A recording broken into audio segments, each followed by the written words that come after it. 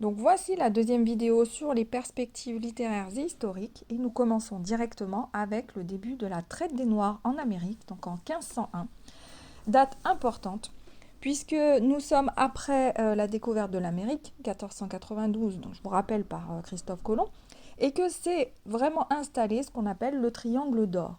Triangle d'or, je vous rappelle que les pays européens donc faisaient du commerce en donc exportant donc des verroteries, du vin, des céréales et diverses marchandises. Ils les envoyaient donc en bateau en Afrique pour y vendre leurs marchandises donc, et acheter des esclaves. Ensuite, à partir de là, les bateaux chargés d'esclaves allaient en Amérique où ils les vendaient et ensuite en Amérique, donc ils repartaient en rachetant du coton et des marchandises locales pour revenir donc en Europe, donc chargés de richesses. D'où le terme de commerce de triangle d'or. Donc des villes comme Bordeaux, par exemple, ont vraiment bâti leur richesse sur ce commerce d'esclaves. Donc cette date de 1501 est importante, donc au début de l'esclavage, en tout cas de la traite des Noirs. Premièrement, déjà pour votre culture personnelle, parce que c'est quelque chose pour l'humanité qui a été très marquant.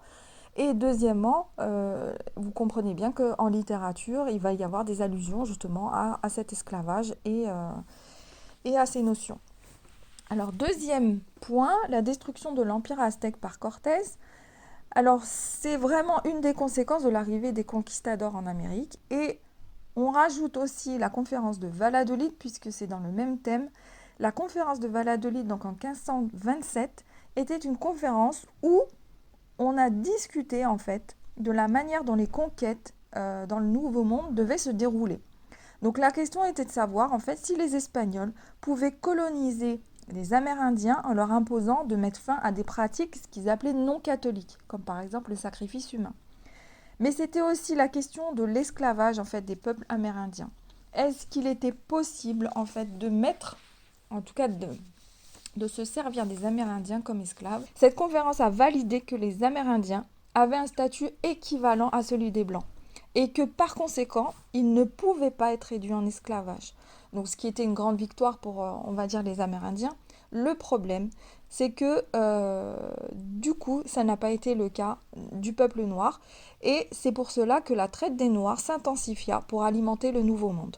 Donc vraiment, ces trois thèmes sont importants. Donc le début de la traite des Noirs, la destruction de l'Empire aztèque et la conférence de Valladolid, pour moi, ce sont trois événements qui sont intimement liés.